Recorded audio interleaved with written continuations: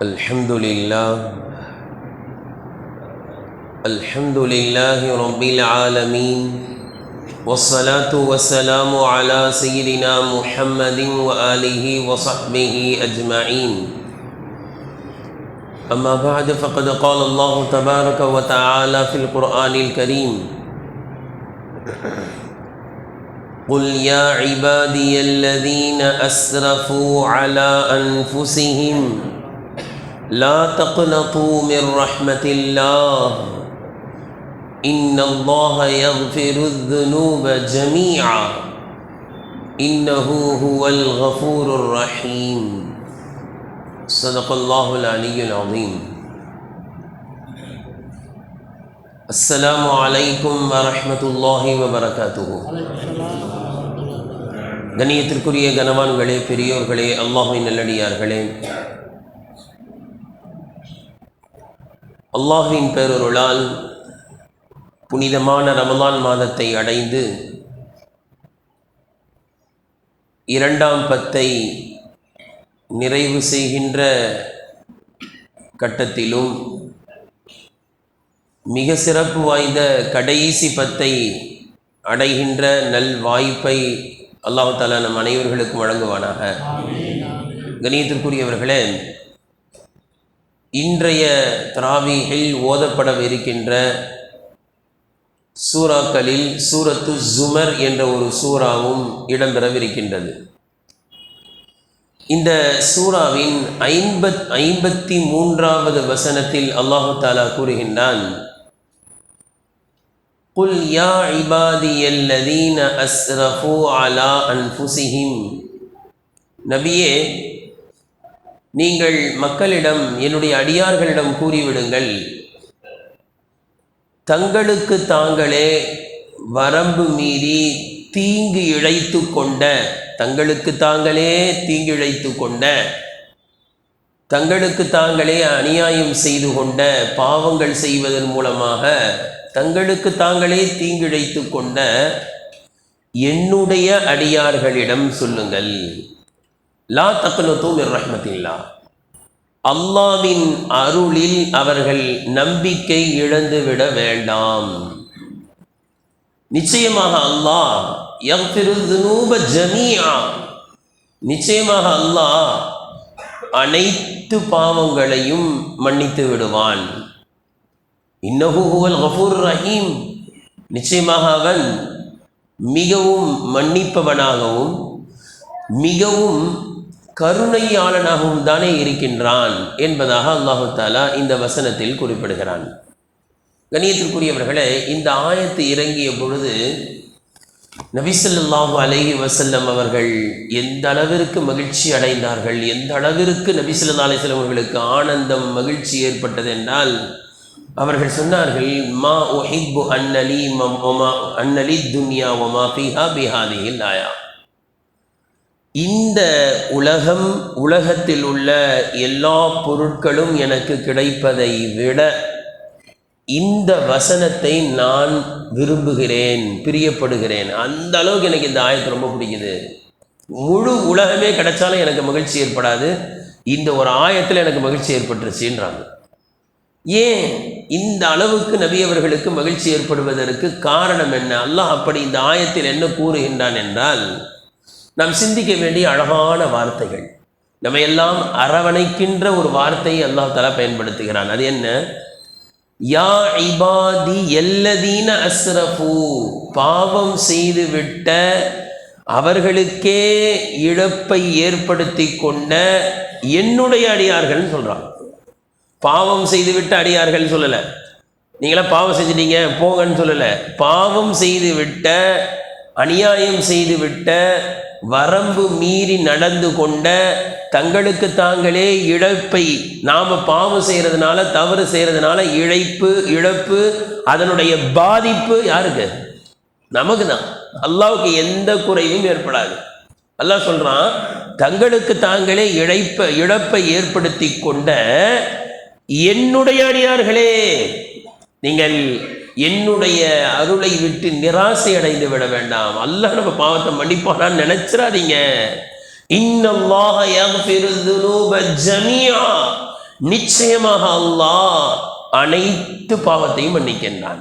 எப்பேற்பட்ட பாவம் செய்திருந்தாலும், அவர் எப்படிப்பட்ட மனிதராக இருந்தாலும், எத்தனை முறை பாவம் செய்திருந்தாலும், எல்லா விதமான பாவத்தையும், எப்படிப்பட்ட தவறை செய்திருந்தாலும், அதை பலமுறை கடலின் நுரையளவிற்கு பாவங்களை செய்திருந்தாலும், அனைத்து பாவத்தையும் அல்லாஹ் மன்னிப்பவன்.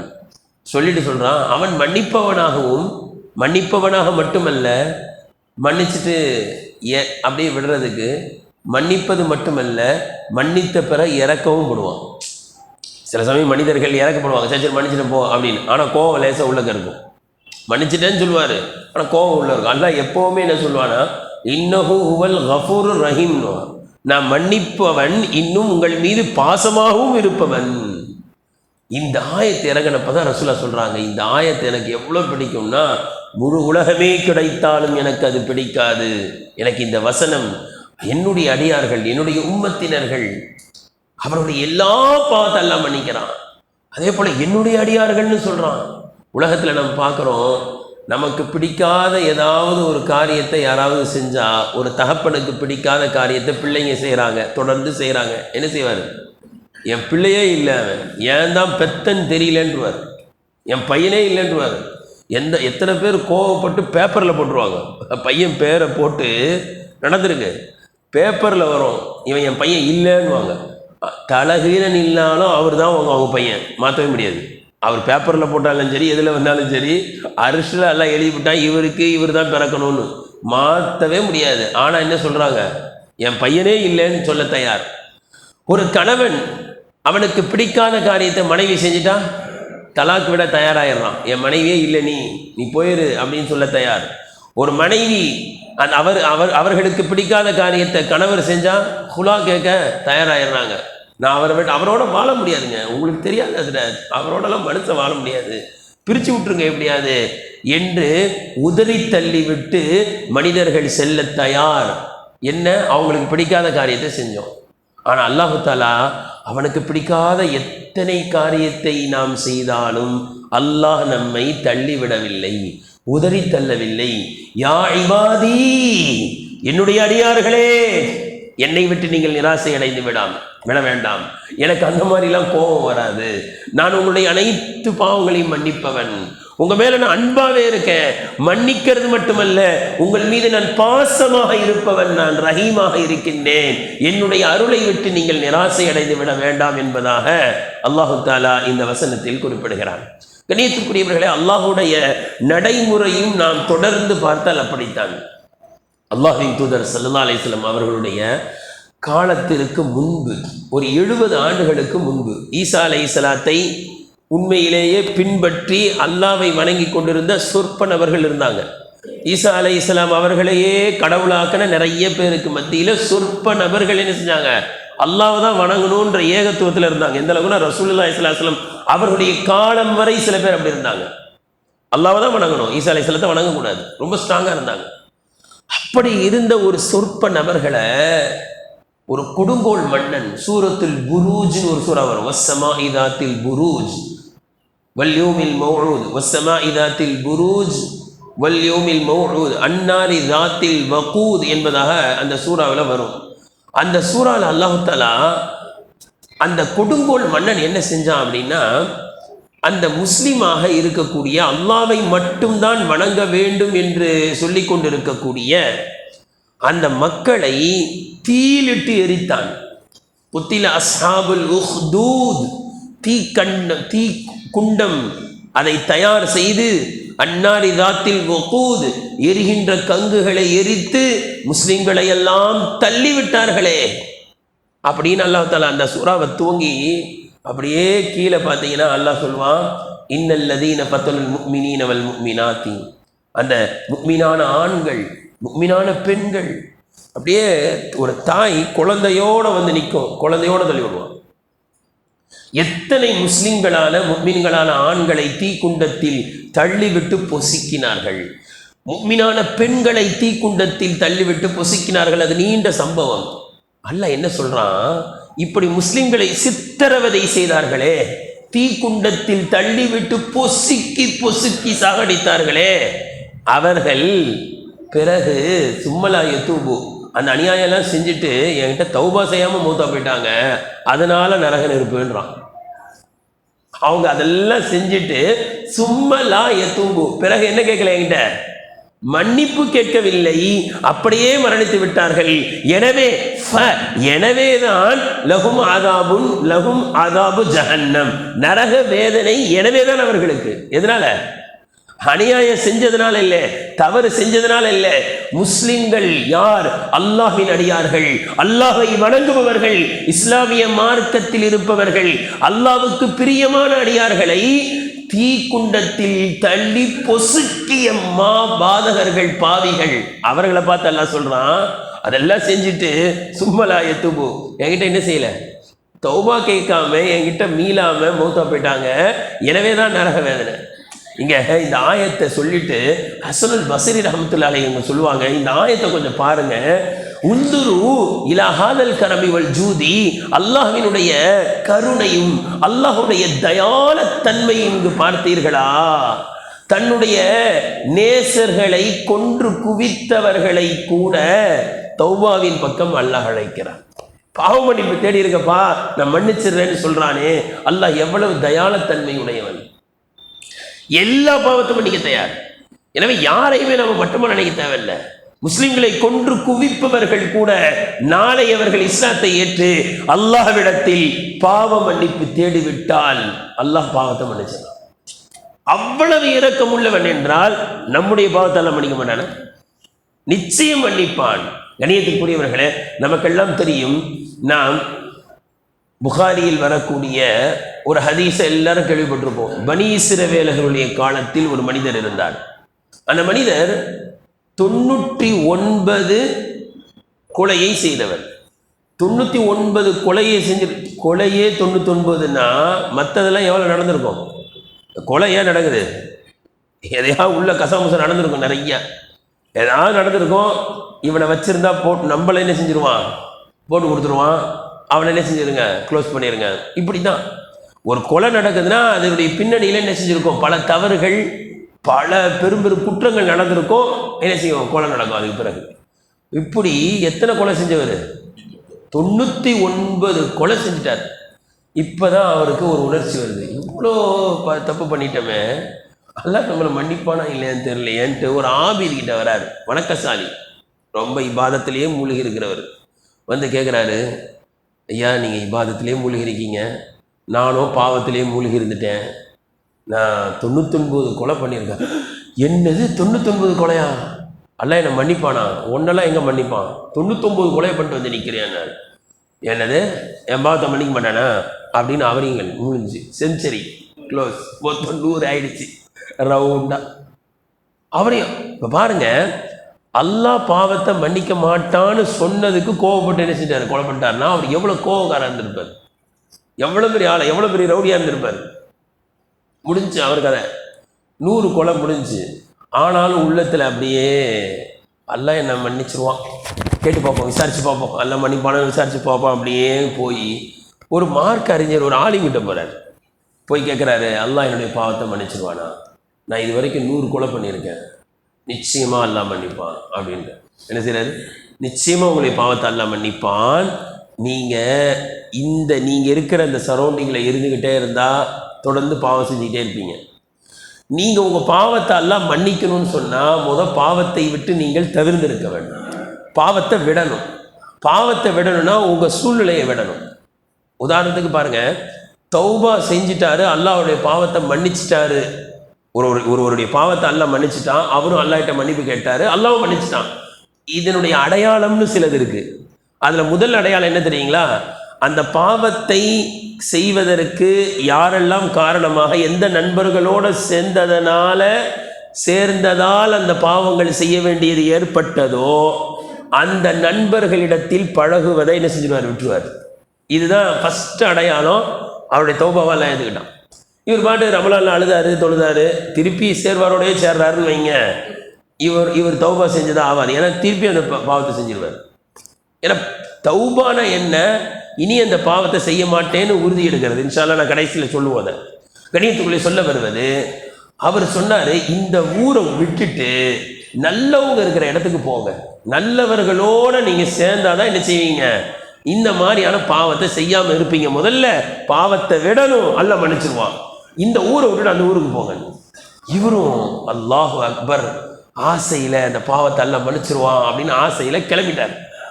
இவர் கிளம்பி எந்த ஊரின் பக்கம் போறாரு, அந்த ஊரின் பக்கம் போறார். ஆனால் அசல்ல அந்த ஊரை நோக்கி போல அல்லாவை நோக்கி போறார். அல்லாஹ் என்னுடைய பாவத்தை மன்னிச்சிருவானா, எப்படியாவது அல்லாஹ் அடையணும். தௌபான்னு சொன்னாலும் என்ன தெரியுங்களா, அல்லாஹ்விடம் மீண்டு வருவது, அல்லாஹ் கிட்ட போறது. அவர் புறப்பட்டு செல்கிறார். போய்கிட்டே இருக்கும்போது ஹார்ட் அட்டாக் வந்துடுச்சு. போயிட்டே இருக்கும்போது ஹார்ட் அட்டாக், நெஞ்சை பிடித்து கொண்டு, புகாரியில் வருது, அப்படியே நெஞ்சை பிடிச்சிக்கிட்டு அப்படியே சரிஞ்சிட்டார்.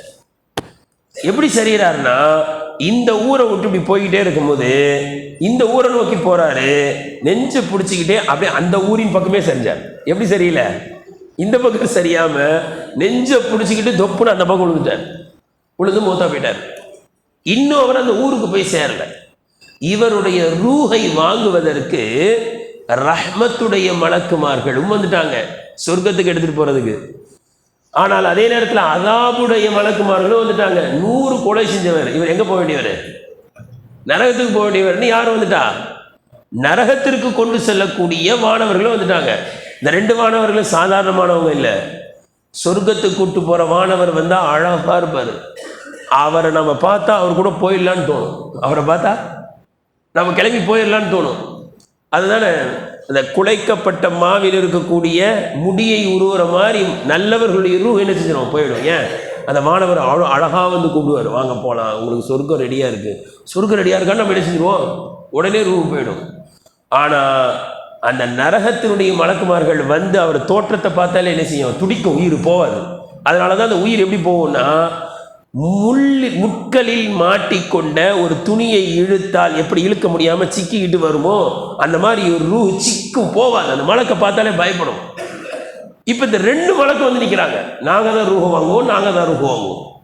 2 மலக்குமார்கள் மத்தியில் என்ன செய்யுது, கருத்து வேறுபாடு. கருத்து வேறுபாடு யாருக்கு மத்தியில் சொல்ல மாட்டீங்க, மனிதர்களுக்கு மத்தியில் இல்லை, மலக்குமார்களுக்கு மத்தியில் கருத்து வேறுபாடு. இவர் சொர்க்கவாசியா நரகவாசியா, சாதாரணமா இல்லை. நம்ம இன்னைக்கு சின்ன சின்ன விஷயத்துல கருத்து வேறுபாடு ஆகி பிரிஞ்சு போயிடுறோம். சிந்திக்க வேண்டிய செய்தி என்ன தெரியுங்களா, மலக்குமார்கள் பாவமே செய்யாதவர்கள். லா யாசூன் அல்லாஹ் மா அமரஹும், அல்லாஹ் ஏவியதற்கு மாற்றம் செய்யாதவர்கள். அல்லாஹ் என்ன ஏவனாலும் அதானே செய்வாங்க. லா யாசூன் அல்லாஹ், அல்லாஹ்வுக்கு மாறு செய்ய மாட்டாங்க. பாவம்னா என்னன்னே தெரியாது அவங்களுக்கு. அப்படிப்பட்ட பாவமே அறியாத மாணவர்களுக்கு மத்தியில் என்ன செய்யுது, கருத்து வேறுபாடு வருதுன்னா, பாவத்தில் மூழ்கி கிடக்கிற நமக்கு மத்தியில் என்ன செய்யதான் செய்யும், கருத்து வேறுபாடு இருக்க தான் செய்யும். கணவன் மனைவிக்கு மத்தியில் கருத்து வேறுபாடு, 1000 கருத்து வேறுபாடு. ஆனால் அதுக்காக உதறி தள்ளிட முடியுமா? கருத்து வேறுபாடு மலக்குமார்களுக்கு மத்தியில் இருந்திருக்கு, ஆனால் அவர்கள் அடித்துக் கொள்ளவில்லை. நமக்கு மத்தியில் கருத்து வேறுபாடு இருக்கும், அனைவர்களையும் அரவணைத்து செல்ல வேண்டும். கணியத்திற்குரியவர்களை சொல்ல வருவது, 2 மலக்குமார்களும் பிரச்சனை. நாங்கள் தான் எடுத்துகிட்டு போவோம், நாங்கள் தான் எடுத்துகிட்டு போவோம். அல்லாஹ் சொன்னா, இப்போ நீங்கள் வந்து என்ன செய்யுங்க, அழங்க. ரஹ்மத்துடைய மலக்குமார்கள் இந்த ஊர் பக்கம் எவ்வளோ இருக்குதோ அதை என்ன செய்யுங்க, இன்னும் போக வேண்டிய தூரம் எவ்வளோ இருக்குன்னு அழங்க. நீங்கள் வந்து எவ்வளோ தூரம் கடந்து வந்திருக்காருன்றது அழங்க. இப்படியே அழகிறாங்க. அளந்து பார்த்தா அல்லாஹ் தஆலா உடனே பூமிக்கு கட்டளையிடுறான். என்ன கட்டளை, பூமியே அவர் செல்ல வேண்டிய தூரம் இருக்கிறதே அந்த பூமி கட்டளையிடுறான், நீ நெருங்கி வாழு.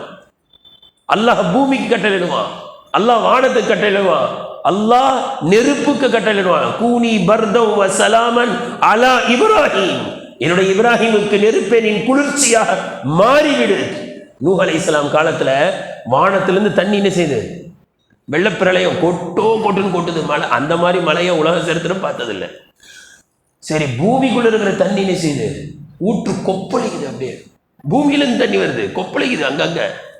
அல்லாஹ் சொன்னா, யா சமா அக்லிஇ வயா அர்துப்லஇ, வானமே உன்னுடைய தண்ணீரை நிறுத்திக்கொள், பூமியே உன்னுடைய தண்ணீரை விழுங்கிக்கொள். வானத்தை பார்த்து சொன்னா தண்ணி போதும், ஸ்டாப். பூமியை பார்த்து சொன்னா தண்ணியை விழுங்குன்னு.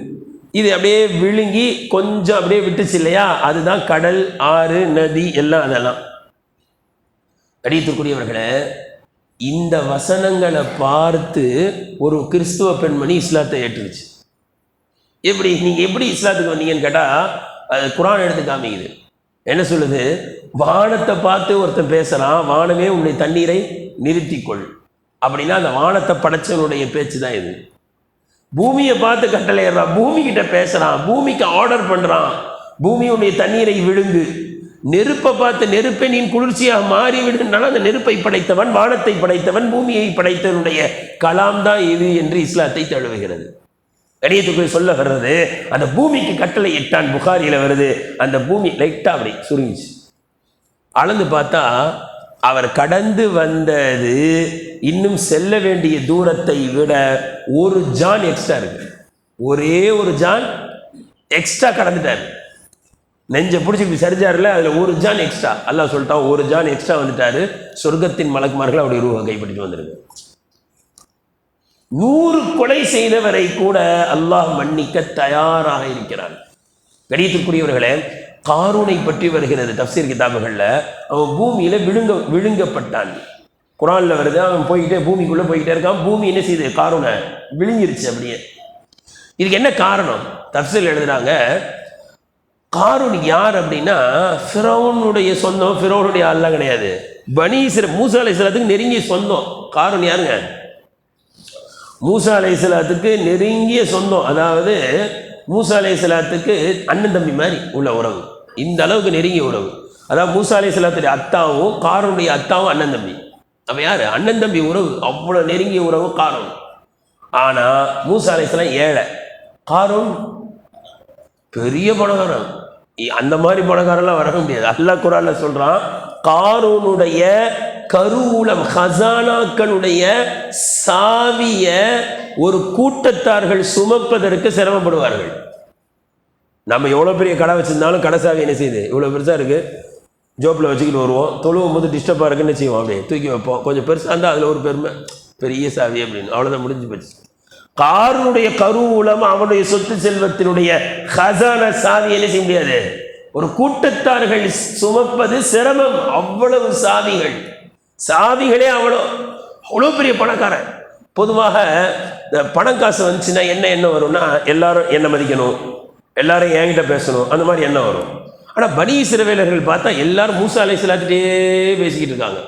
இவருடைய சகோதரர் எல்லாம் மூசா அலைஹிஸ்ஸலாத்தையே போய் பேசுகிறாங்க. எல்லாம் அங்கே அவரை மதிக்கிற மாதிரி ஒரு பையன் என்ன செய்ய மாட்டேங்கிறானே, என்ன மதிக்க மாட்டேன். கொஞ்சம் சிந்திக்கணும். அவர் கலீமுல்லா, அல்லாஹ் கிட்ட பேசுகிறாரு, வஹி வருது, அவர் பல விஷயங்களை சொல்கிறாரு, போய் பேசுகிறாங்க. அந்த சிந்தனை கூட இல்லாமல் காசு பணம் இருந்ததுனால என்ன மதிக்கணும், என்னையா மதிக்கலை, அவர்கிட்டயே போய் பேசுகிறாங்கன்ற ஒரு அகந்தை வந்துருச்சு, ஒரு தற்பெருமை.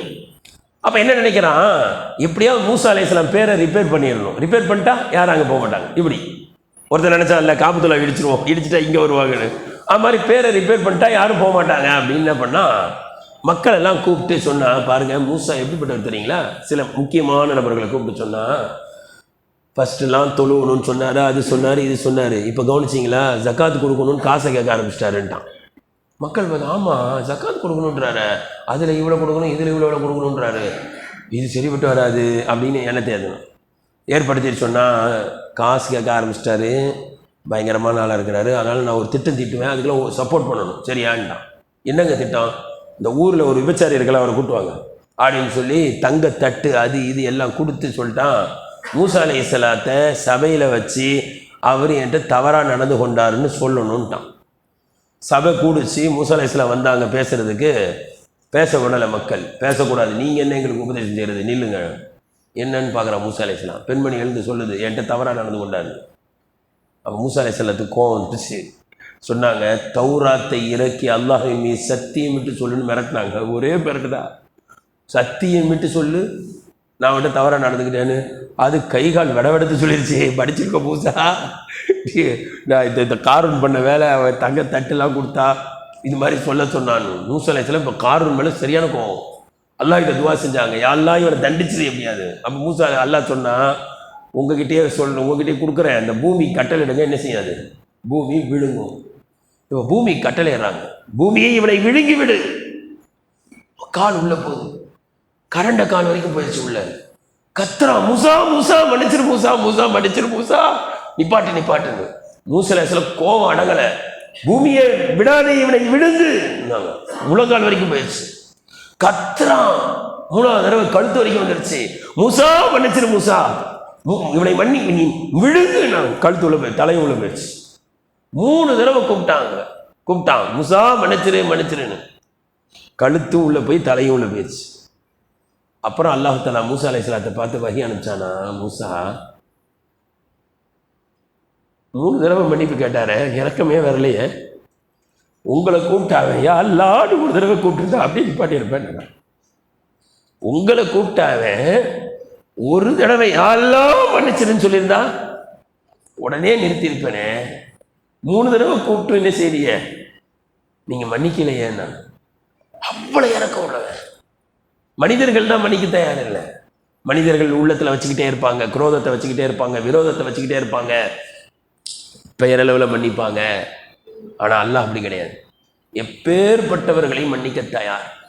கணியத்துக்குரியவர்களை, நம்ம அல்லாஹ்வுடைய திருநாமங்கள் 99 திருநாமங்கள் இருக்கு, ஹதீஸ்ல இருக்கு இல்லையா, தொடர்ந்து வருது, தொடர்ந்து வரும். அது அல்லாத இன்னும் நிறைய திருநாமங்களும் இருக்கு. ஏன்னா எல்லாம் செய்யக்கூடியவன் அல்லாஹ் தானே. படைப்பவன் அப்படின்னு ஒரு பேர் இருக்கு, அவன் படைச்சான். உணவு வழங்குபவன், உணவு வழங்குறான். மரணத்தை கொடுப்பவன், ஆமாம் மரணத்தை கொடுக்குறான் அல்ல. உயிரை கொடுப்பவன் அல்ல. இப்படி பல பேர் அல்லாஹ் தெரியும். ஏன்னா எல்லா செயலும் தன்மை தானே அது, எல்லா செயல்களையும் செய்பவன் அல்லாஹ். இப்போ இந்த 99 திருநாமங்கள்ல நாம கவனிக்க வேண்டிய ஒரு 2 செய்தி இருக்கு. என்ன தெரியுங்களா? முதலாவது செய்தி, அந்த 99 திருநாமங்கள்ல பெரும்பான்மையான திருநாமங்கள் எப்படி இருக்குன்னா, ஒரு பெயர் இன்னொரு பெயருக்கு எதிரும் புதிருமா இருக்கும். 99 திருநாமங்கள்ல ஒரு பெயர் இன்னொரு பெயருக்கு எதிரும் புதிருமா இருக்கும். அல்லாஹ் ஒன்று சொல்லிட்டு அதுக்கு நேர் மாற்றமாகவும் நான் செய்வேன்னுவான். உதாரணத்துக்கு பாருங்க, ஹாஃபிதுர் ராஃபியன்னு வரும். ஹாஃபிதுனா தாழ்த்துபவன். ஆமாம், காஃபிர்களை நாளைக்கு மறுமையில் என்ன செஞ்சிருவான்? தாழ்த்திடுவான். ராஃபியனா உயர்த்துபவன். ஆமாம், உலகத்திலே நம்ம பார்க்குறோம், சில பேரை தாழ்த்துறான், சில பேரை உயர்த்துறான். இன்னொரு பேர் இருக்கு, முஇஸ்ஸுல் முதில், கண்ணியம் அளிப்பவன், இழிவும் அளிப்பவன். முரணா இருக்கா? கண்ணியத்தை கொடுக்கறது யார் தான்? அல்லாஹ் தான். இழிவை கொடுக்கறதும் அல்லாஹ் தான். ஆட்சியை கொடுக்கறதும் அல்லாஹ் தான். ஆட்சியை கவுக்கிறதும் அல்லாஹ் கவுப்பானாக. என்ன உங்க கவனம் இருக்கீங்க? இந்த இதுலயே கவனமா இருக்கீங்க? சரி. அப்ப சில பேருக்கு ஆட்சியை கொடுத்து கேவலப்படுத்துவான் பாருங்க. இப்ப கேவலப்படுத்துறானே, 10 வருஷத்துல இவன் கேவலப்பட்ட மாதிரி அவனும் கேவலப்பட்டுக்க மாட்டான். அப்ப கண்ணியத்தை கொடுப்பவன் யாரு தான்? அல்லாஹ் தான். இழிவை கொடுப்பவன் அல்லாஹ் தான். கண்ணியம் இழிவு முரணா? அதே போல நீங்க பார்க்கலாம், உயிர் கொடுப்பவன் அல்லாஹ், உயிரை எடுப்பவன் உயிர் கொடுப்பவன், முமீத் மௌத்தாக்குறவன். அதே போல அவ்வல் ஆரம்பமானவன், ஆஹிர் கடைசியானவன். 2 முரண் அல்லாஹ் தான் ரெண்டுமே. அந்த அவ்வல் ஆஹிர்ல ஒரு சின்ன விஷயத்தை விளங்கணும். என்ன அப்படின்னா, அவ்வல்ல என்ன அர்த்தம்? ஆரம்பமானவன், முதன்மையானவன் சொல்லுவோம். ஆனால் அதுக்கு அது அசல் அர்த்தம் அது கிடையாது. அப்படி வைக்க முடியாது. ஆரம்பமே இல்லாதவன் அர்த்தம் வைக்கணும். எப்படி அர்த்தம் வைக்கணும்? இதுக்கு சில பேருக்கு அது எப்படி ஆரம்பம்னு சொன்னீங்க, அப்புறம் என்ன சொல்றீங்க ஆரம்பம் இல்லாதவன்னு சொல்றீங்களா? அப்படித்தான். அல்லாஹ்வுக்கு என்ன இல்லை? ஆரம்பம். அதாவது அல்லாஹ் எப்பொழுதிலிருந்து அல்லாஹ் இருக்கிறான். அல்லாஹ் எப்பொழுதிலிருந்து இருக்கிறான். இந்த கேள்வி என்ன பதில்? உதாரணத்துக்கு நம்மளை பார்த்து ஒருத்தர், நீ எப்பொழுதிலிருந்து நீங்கள் இருக்கிறீர்கள் கேட்டால் பர்த் சர்டிஃபிகேட் கணக்கு அங்கே காமிச்சிடலாம். இந்த பாருப்பா, இன்னைக்கு தான் பிறந்தேன், 1998, 1968, நாம் எப்பொழுதிலிருந்து இருக்கிறோம்னு நம்முடைய ஸ்டார்டிங் என்ன செஞ்சலாம்? பர்த்டேவை சொல்லி காமிச்சிடலாம். அல்லாஹ்வுக்கு என்ன இல்லை? பர்த்டேவும் இல்லை, டெர்த் டேவும் இல்லை. அல்லாஹ் எப்பொழுதிலிருந்து இருக்கிறான் என்றால் அந்த கேள்விக்கு பதில் என்ன தெரியுங்களா? அல்லாஹ் எப்பொழுதிலிருந்தோ இருக்கிறான். என்ன பதில் சொல்லணும்? சரி, நாம் எதுவரை இருப்போம்? என்னைக்கு மௌத்தா போவோமோ அது வரைக்கும் இருப்போம். அல்லாஹ் எதுவரை இருப்பான்? அல்லாஹ் எப்பொழுதிலிருந்தோ இருக்கிறான், எப்பொழுதும் இருந்து கொண்டே இருப்பான். நமக்கெல்லாம் ஆரம்பம் இருக்கு, முடிவு இருக்கு. அல்லாஹ் ஆரம்பமானவன், முடிவானவன்னா அல்லாஹ் ஆரம்பமானவன் இல்லை, அல்லாஹ் ஆரம்பமற்றவன். அல்லாஹ் முடிவானவன் இல்லை, முடிவற்றவன். இதுக்கு வேற உதாரணம் ஒன்று சொல்லட்டுங்களா? இந்த முத்து பவளம் இதெல்லாம் இருக்கு பார்த்தீங்களா? இது விலை பயங்கரமான விலை உள்ளதா இருக்கும். பயங்கரமான விலை உள்ளதா இருக்கிறதுனால என்ன தெரியுமா சொல்லுவாங்க? விலை மதிப்பற்ற முத்துக்கள்வாங்க. என்ன சொல்லிட்டாங்க? விலை மதிப்பற்ற. அப்போ ஓசில் தூக்கிட்டு வந்துடலாமா? அதை அவங்க விலை மதிப்பு இல்லைன்னு சொல்லிட்டாங்களே. அப்படி ஓசில தூக்கிட்டு வந்துட முடியுமா? அந்த மாதிரி தான் ஆரம்பம் அற்றவன், இறுதி அற்றவன், அவனுக்கு இறுதியே இல்லை. சரி, நான் சொல்ல வருவது இப்படிதான், ஆரம்பம் இறுதியானவன். இப்படி என்ன செய்யும், ஒரு பேர் இன்னொரு பேருக்கு முரணாக இருக்கிற மாதிரியே இருக்கும். ஆனால் அல்லாஹ் தஆலா சில பெயரை வச்சிருக்கான், அதுக்கு முரண் கிடையாது. உதாரணத்துக்கு பாருங்க, ரஹ்மான், அளவற்ற அருளாளன். இதுக்கு முரண் இருக்கா? அளவற்ற அருளாளன், ஆனால் அதே நேரத்தில் அளவற்ற அருளாளனாகவும் இல்லை. அப்படி இருக்கா? அளவற்ற அருளாளன்னா அளவற்ற அருளாளன் தான். யார் மேல? எல்லோரின் மீதும், முஸ்லிம்கள் மீது மட்டுமல்ல, எல்லோரின் மீதும் அளவற்ற அருளாளன். அவ்வளவுதான், முடிஞ்சு. அதுக்கு முரண் அல்லாஹ் பேசல. அதே போல கஃபூர், மன்னிப்பவன். மன்னிப்பவன் மன்னிக்காமலும் இருப்பவன் இருக்கா? கிடையவே கிடையாது. மன்னிப்பவன்னா அதோட நிறுத்திட்டான், முடிஞ்சு. மற்றதெல்லாம் எதிரும் புதிருமா ரெண்டு இருக்கும். ரஹ்மான்னா ரஹ்மான் தான், அவ்வளவுதான். மன்னிப்பவன்னா மன்னிப்பவன் தான். மன்னிக்க மாட்டேன்னு அல்லாஹ் குர்ஆன்ல சொல்லவே இல்லை. எல்லோரையும் மன்னிப்பான். சரி, எவ்வளவு மன்னிப்பான்? குர்ஆன்ல பார்த்தா இந்த மன்னிப்பவன் என்ற வார்த்தைக்கு, இதை மட்டும் சொல்லி முடிச்சிடுறேன், 3 வார்த்தை அல்லாஹ் பயன்படுத்துறான். அதே போல இந்த பாவம் செய்தவர்களுக்கு 3 வார்த்தையை பயன்படுத்துறான். பாவிகள் அப்படின்னா லாலிம்னு அல்லாஹ் குர்ஆன்ல சொல்லுவான். லாலிம்னு என்ன அர்த்தம்? அநியாயம் செய்தவர்கள் நம்ம சொல்லுவோம், ஜாலிம்னு உருதுல சொல்லுவாங்க. லாலிம்னு என்ன அர்த்தம்? லாலிம், பாவம் செய்தவன். இதே லாலிம் என்ற வார்த்தையை லலூம்னு வரும், அதே வார்த்தை தான். லலூம்னா என்ன தெரியுமா அர்த்தம்? அதிகமாக பாவம் செய்தவன். லாலிம்னா பாவம் செஞ்சவன், லலூம்னா அதிகமாக பாவம் செய்தவன். லல்லாம்னு வரும், அப்படின்னு அர்த்தம் மிக மிக அதிகம் பாவம் செய்தவன்.